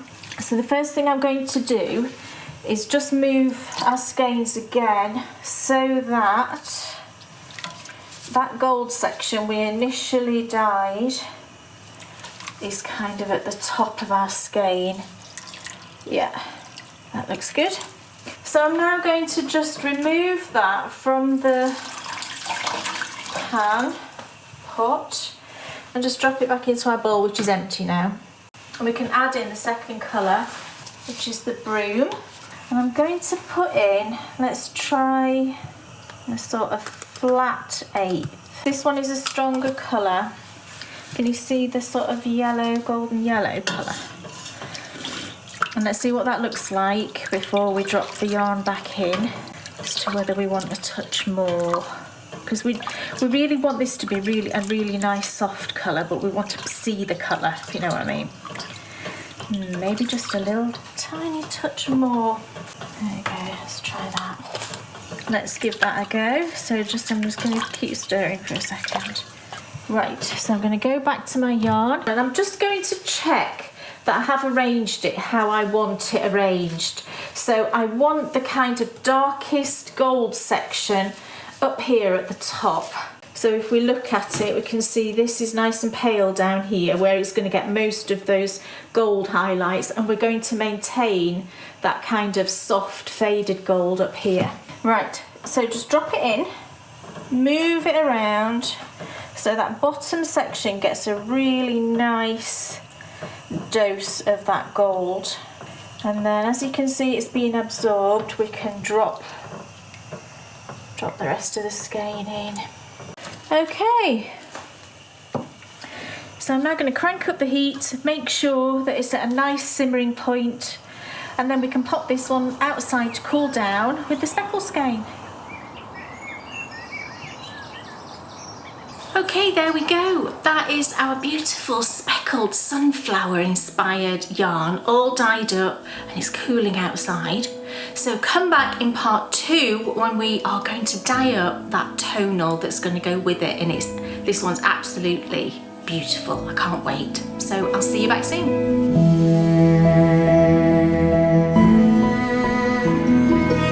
I blooming love that colourway. Do you like what I did there? Blooming. Oh, blooming. Yes. Right, okay. And the reason being is yellow for me sometimes can be too bright, but you've totally nailed it with that one.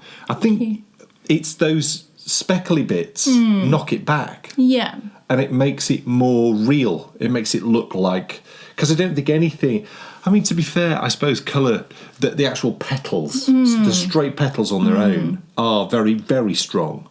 But yeah, but as a they're whole, not. Yeah, they're not like an acid yellow. No, definitely they are more of a golden yellow, I think, aren't they? you nailed it. Yeah, thank you. It's And the great. reason it's a good one for Dan is because sunflowers are tall. Yes, taller than me quite often. Probably, yeah. They can get taller than you, definitely. Completely insane. It reminds me of the perfect summer evening, actually. When I looked at that, it was like, yes, it's a lovely evening. That's just the start. When we come back, we're going to be knitting that gorgeous colourway into the blanket. Yes. And then we're going to be getting very excited. And I'll show you my finished section as well, because I have finished it. In part 2, there'll be some definite excitement about what's to come. Decreases time, baby. Yes. Oh, yes. Right now, though, it's time for me to ask Kay Jones, what's off your needles? So I have 2 things this time. Excitement. The first thing I don't physically have here, but you will be seeing now.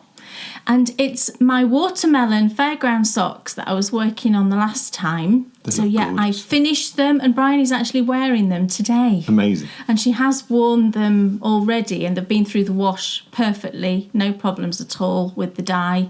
Came out looking as they did when they went in, just perfect. So yeah, she loves them. She's got them on today, and this colourway, I think, I've had more positive comments on this particular pair because I think it is so summery and so striking, and I think generally people do seem to like that watermelon theme when it comes to things like self-striping socks. You do see it a lot, don't you, the colourways that have got that sort of red and green and a bit of speckle going on. So yeah, they were fantastic, and I used Freckled Whimsy in I Carried a Watermelon, and I've got tons of the yarn left. I only have a little bit of the green. I did have enough for cuffs, heels and toes with a little bit left over on a 64 stitch count, so there was no problems there. But I do have, at least half a skein left because they were quite short, these ones that I made. So I'm definitely going to knit another pair for Bryony because she loves that yarn. They do look absolutely gorgeous. Yeah. They're photographed superbly They're photographed really well, Yes. and the colours were just perfect for a watermelon. Very poppy. Yeah, lovely. So the second thing I've got is another pair of socks, and these are my ugly socks. They may be ugly, but you adore the fit of these I beauties. do. Now, you haven't put these on, of course, yet, but you have put on your other ones. Yeah, and these are exactly the same, so these should feel exactly the same. And it's knitted in the same... Same base. Yes. Yes. So what you've done Same is dyer. you've tried to capture tried- lightning in a bottle. Yes. Yes. If you recall, Kay found these diving into her stash of socks. I did. These are the Oakworth socks, and these are a design that I published for Knitty You back in summer 2020. So it's accessible. You can access the Yeah. pattern and the tutorial series Yeah. that shows you how to knit these socks right now. Yeah, and what the socks have are 2 panels of garter stitch that run down either side. Here it is, I'm trying to describe it, but it runs down either side of the sock. They look like train tracks, Kay. that look like train tracks. Oh. Because Oakworth is the station in the Railway Children. Right. And that's where it comes from. Beautiful. And what I found with wearing these is that panel of garter, it absorbs all of the stretch that's needed over the instep. So you don't get any stretching of the stocking stitch centre panel. It all stretches over that garter stitch section. Do you know what I love so much? It would be great for you to be able to say, and I knew that, and that's the reason why I designed them this way. It was just a happy accident. But, you know, a lot of things come about by happy accidents, don't they? You created, like us, for example. Well, yeah. Another happy accident. Go back and listen to the early episodes of the Baker Bears radio show. It's wonderful, though, for you to find a pair of bedtime socks that you like to wear so much. Yeah. The fit clearly suits you. Yeah, the other pair that I've got that I knit originally for this pattern, I wear every single night when I put my pyjamas on. So I'm thrilled to have another pair now to rotate. So here they are. And yes, they are incredibly unattractive, I know. We shall marvel at the gorgeousness. So these I knit using dandelion and dogwood, and it was Advent calendar yarns from a few years ago. It was the Agatha Christie themed one. And I think the one that's knit up the sort of strangest is this one here, the blue and the pink. I've never seen anything quite like that. So the panel, you know, it's flashing and it goes round here and flashes up here. And then the blue also flashes, but it's such a huge, massive chunk of a flash. It's ginormous. I've just really never seen anything like it. And the one at the top here also, it just did this sort of blobby thing. So you've got this pink, all the pink was at the front and all the purpley blue was at the back. It looks like a pink stain on a blue pair of socks. Yeah, I mean, it really, I don't really know what to say about. I think what you can say this one was a little less sort of normal. If you're going to create ugly socks, you might as well create the ugliest socks ever. Well, that's and you've true. succeeded. And so congratulations. Look, I'm calling them ugly, but I love them. Yes. I don't mean that in a derogatory way. No. It's just because the yarn is not knit up in a very pleasing manner to me. Yeah. To me personally, I don't. Or me personally. I don't think it's very pleasing. But that being said, it kind of makes them all the more special, you know. You'll remember these socks in 10 years. Absolutely, I will. And hopefully I'll still be wearing them, or I will have knitted another pair in 10 I'll remember years. these in 30 years. Yeah. And, you know, the yarn base itself is lovely. It's a 2-ply, and it's I totally can see why you did what you did, because you want the feel, don't you? I think. It's the feel you're looking for. It's the feel of them, yeah. And I have actually bought a few skeins of what I think this base is. I looked at the information on the website about the base because I did buy some more of this. I showed you last time. I bought a couple of sock sets, but unfortunately there was no information on the ball band. It had been, I think the sticker had been left off, so I looked on the website to see what the specifics of the yarn base were. And then I looked on the yarn supplier that I used, which is Yarn Undyed here in the UK. And I think I found the base. So I ordered a few skeins because I thought I was just interested to see if it is the same base. So I'm going to dye something up on it the next time I dye yarn and just compare them and see if it's the same base. Because then I can, you know, I'll have that base and I can use one of my own colourways on it. So yeah, but they're all done, the Oakworth socks, and I'm gonna put those into my little bedtime stash. Wonderful bedtime routine. Yes. Wonderful stuff. It's time finally for us to return for the second part of My Favourite Blanket. If you enjoyed the first part, prepare for that enjoyment to rise even higher as you see the finished colourway, and we'll also find out how to knit the final section of Fancy Business.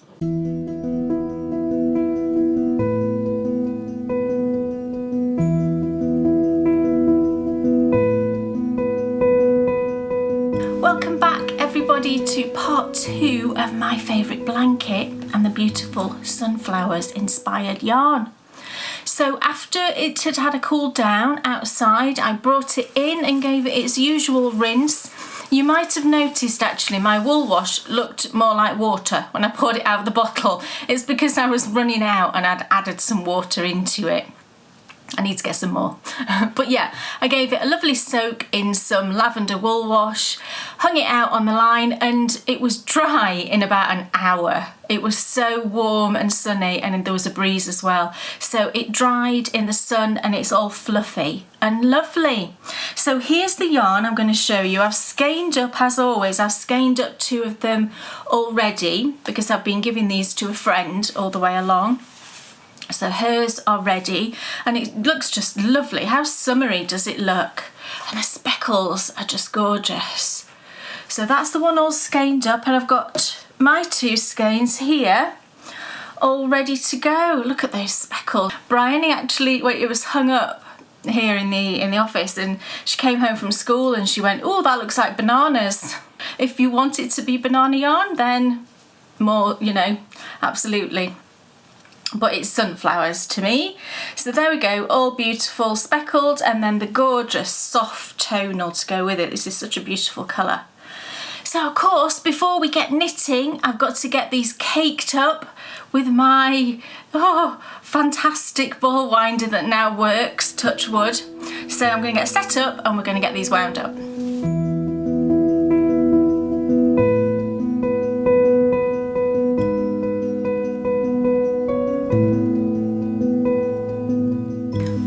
So I'm all set up and we can cake up our yarn. So I'm going to do the speckled one first, which looks gorgeous, I've got to say. I haven't actually swatched this. Normally I would do that, but I haven't had the opportunity, and I'm quite confident that it's going to knit up lovely. Because I've done quite a few of these now, so I can usually judge what it's going to be like. So we need to snip our ties. So let's find the right end first of all. I think it's the other one. Right, we can get on now. And wind the first lovely cake.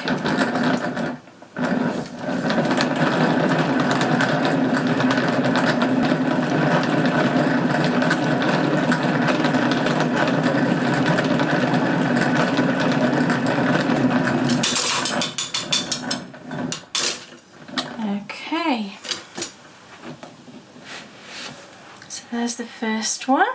Oh, it looks lovely. That end just needs tucking in the middle. That last bit sometimes just gets a bit untidy, I find. There we go.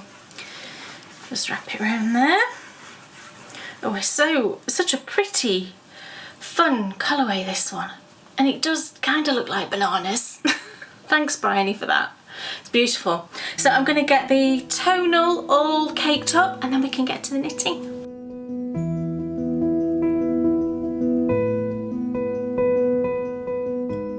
Okay, so I've got both of my cakes all ready, and aren't they lovely? I wanted this tonal one to not be exactly the same shades of yellow as this, so we did use one golden colour which was the same as in here, but then we used that broom colour as well, didn't we?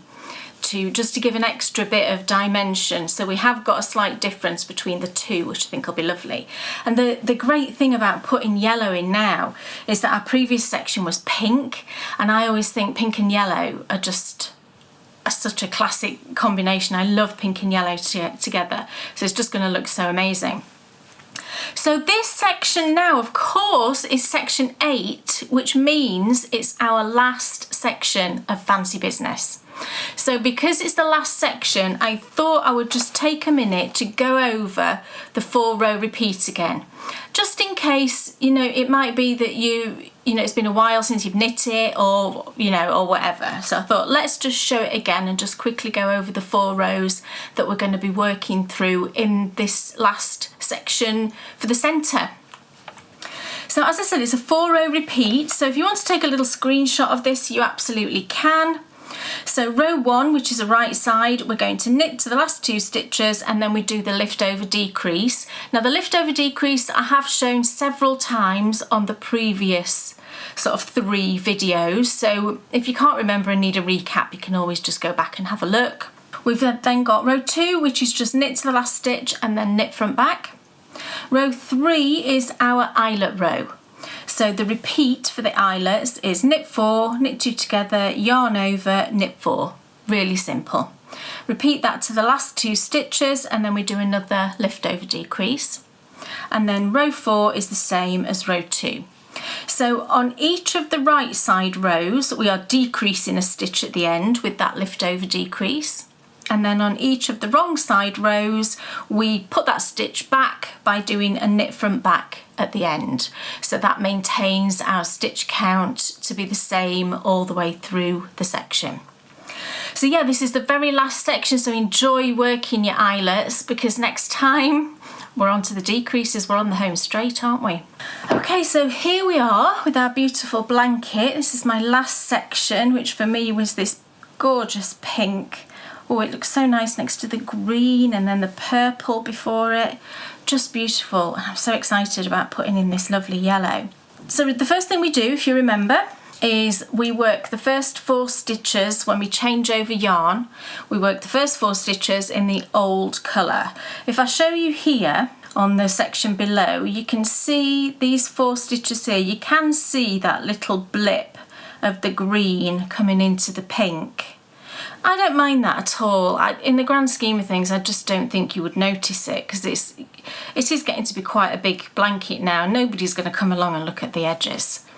And what it means is that you get this lovely crisp edge down here without any ends sticking out, and then it allows you a little bit of more space to weave in your ends here on the back, and I have shown how to weave in those ends as well a couple of times on previous videos. So let's start off then and knit the first 4 stitches with our old yarn. And then we just drop that and then bring in a beautiful sunflower yarn. It's always exciting when you start a new colour. So held double, as we've been doing the whole way through, and I just loop it over. Whoops, I meant to put my needle through. Just loop it over, pop it over, and finish your knit stitch, and that's it joined in. And then on that second stitch, just make sure you are knitting with the yarn and not the tail end. So now we are away on row 1. So I'm just going to knit the last 2 stitches on this row and then do that lift over decrease, and then I'm going to happily carry on my merry way, working through 8 repeats of the 4 rows that I just explained, and we will have completed then our last bit of fancy business.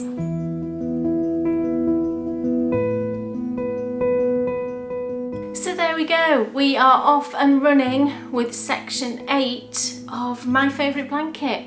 I'm so excited to get through this section, because also once we've finished this centre section, that will then give you the width, won't it? Yes, I had to think about that because it's corner to corner, isn't it? Yeah, you'll have another dimension, if you know, in measurement wise. I can't quite get my head around it. My brain won't think about corner to corner right now.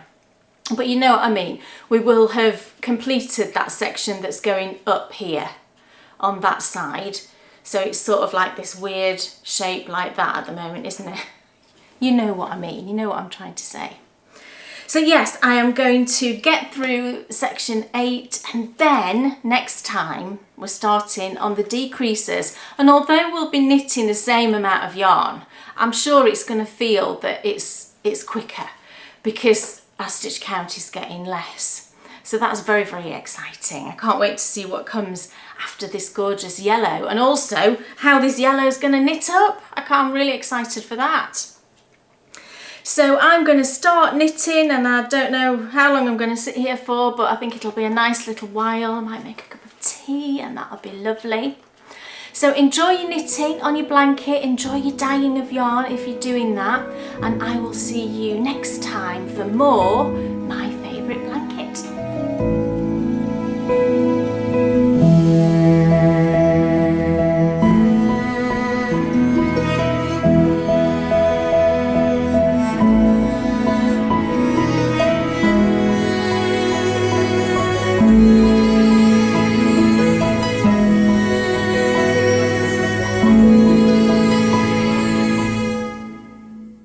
Oh my goodness, I absolutely absolutely loved that episode. I think it's my favourite episode so far.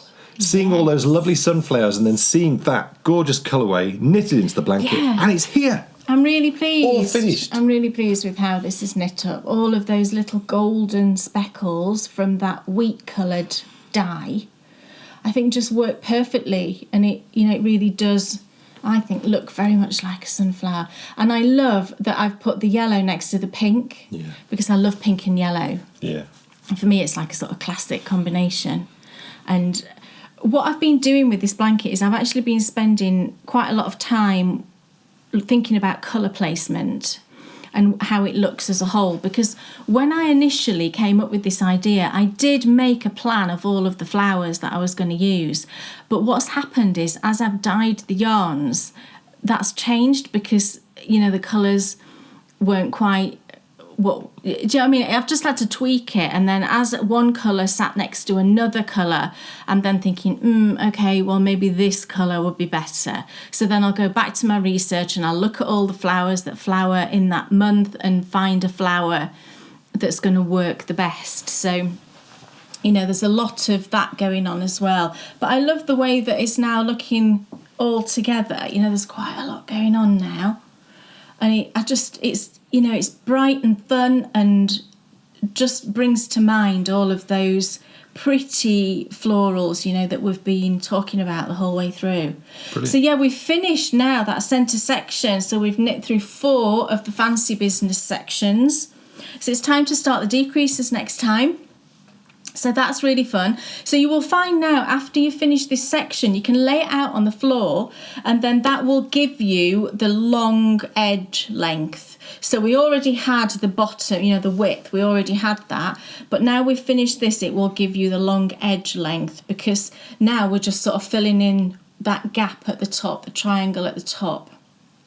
So, decreases next time, so that'll be fun. I can't wait. I'm really excited for that. Find out what colour and what flower will be for September, because this one we're sort of working a little bit ahead of the month that we're actually in. So we're obviously in July and we've just dyed up August. So next time it'll be September. Cool. So we're getting closer to autumn, aren't we? And that's so exciting. I know for definite the one that I'm using for December, and it's absolutely like heaven. The colours of December. Perfect. It's fantastic, so I can't wait for that one.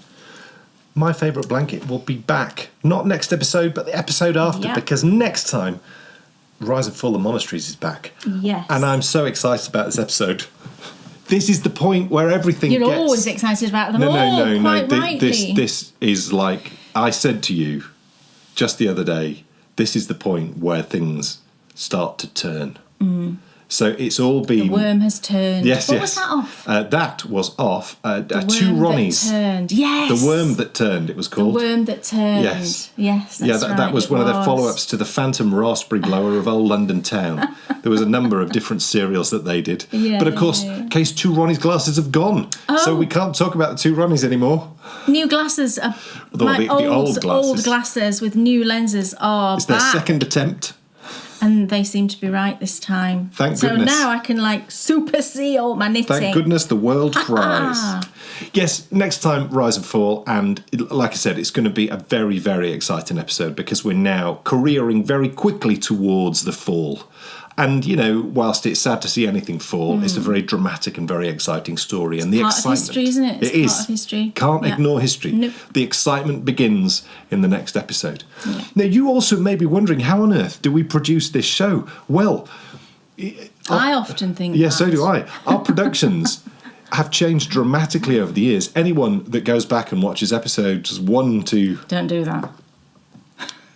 quite a large number, will see that things have changed dramatically since the beginning. Also, as well, we're producing a series at the moment called Favourite Places to Knit Revisited, where we go back, look at the footage, we re-edit it, we try and make it look sort of respectable in today's world, and then we reissue it. So it's actually a great place to go if you want to go and enjoy all our old favourite places to knit from all through the years. That's an ongoing series. What that show show does show you, though, is how far we've progressed. And the reason why we've progressed is because we're supported by a group of Bakery Bear patrons. And those patrons empower us to do everything that we do. Yeah. So improve our production techniques, learn how to make better shows, and also as well to be able to go out and do great location shoots. So if you want us to keep producing amazing shows, and you know full well that they won't just sit on the level they have been, every year we push a little bit harder. And let me tell you, the plans that we've got for 2024 are so exciting. Yes. And also the plans that we've got for 2025 and beyond blow everything that we've done up till this point completely out of the water. Yeah. But to get there, we need your help. So if you watch and you enjoy the show and you want us to keep making everything that we do, please do consider signing up to become a Bakery Bear patron. For just $2, you support this show, and you also get the Knitability, every new issue of Knitability, and also lots of little bits and pieces through the year as well. There's all sorts of little extras, like the pop show, patron-only show. But then there's levels of patronage above that. From then $5 you get access to our tutorials. 10, you get access to things like Knit-A-You. So there's Summer of Stitching. Summer of Stitching actually is from $5 upwards. It's there is a patronage level for you all. I'm absolutely certain. So please do consider coming and signing up as a Bakery Bear patron and keep us making bigger and better shows. Right now, though, it's time for the Endy Bits. Endy Bits. And I have a stash. You do. Here you go. Look at it. I'm My sneaking stash it across the desk. is exceptional. I mean, these colours are just beyond wonderful. They are. This is my favourite, obviously. Well, each one of these, I picked all of these, which is marvellous. You did, apart from one, which is a surprise one, and I think that's that one. Right. That's that one. So this one is the surprise one, but I'm very surprised and very happy with it. So Beautiful. It was excellently named. But the colourway which I went for straight off is this one. Now, what's so cool is this colourway is called Ignition. Yeah. And this colourway reminds me virtually to the absolute... Yeah, it does remind me of that. Of a specially dyed skein of yarn and spun by a friend of hers. Yeah. So Susie Gawley, the designer of the Bankhead and the Speargrass hat, she dyed the yarn, and then it had been spun by her, or it was spun, I don't know what order it went in. It was then spun by a friend of hers, and it was called Kessel Run. Yes. Now, to go on the Kessel Run, you need ignition. And if you've seen Solo, the whole point of really that Kessel Run is them igniting the engine. And, and to me, that feels like fate. It's unbelievable. So this is the skein which drew me. It's Feederbrook Farms. Feederbrookfarm.com. And they're just wonderful. The lady's name is Lisa. Yeah. This is a US-based company. Yeah. And this was yarn was recommended to us by at least one patron, wasn't it? Yes. And because we were looking, or Dan was looking for something that looked hand spun. This company was recommended. So I went on and had a look, and I went and ordered these skeins online, but there was no shipping option for international. It was only US shipping. So I thought, I'm going to be cheeky and send an email and just see whether she would ship it to the UK, and I'll obviously pay. So I did that, and she said, yeah, I can do that. I can ship it to you outside of the website, no problem. So I told her what I wanted, and then the yarn arrived. And I have now paid for it, but it was really weird because she was going on a trip, and she wanted to get this in the post before she went on the trip. So I gave her all my details, I gave her my PayPal, I said, right, brilliant. So then we received the yarn, but I hadn't actually paid for it. I was like, oh my, no, I can't have this. So I emailed her straight away. And it's because she was going on that trip. She wanted to get it in the post. And she's subsequently now invoiced me, and I've paid for it. So we're all paid up. We're all paid up. We've settled our dues. Yes. So I'm very excited about this. And it's just gorgeous. I'm going to be knitting lots of lovely hats with this. You can see why I love this one, can't you? It looks beautiful. So you get 260 yards to the skein. I presume it's 100 grams, and it's Blueface Leicester, so it's just gorgeous. So it's like a DK, I would say. It looks like about a DK weight. It's thick and thin, as these yarns tend to be, but overall I reckon it'll knit up to about a DK. So, but you're very excited to use Very it, aren't excited. you? Lots of lovely hats. Yes. Oh, yes. You bought some yarn too? I got a little, very, very yummy package from Freckled Whimsy.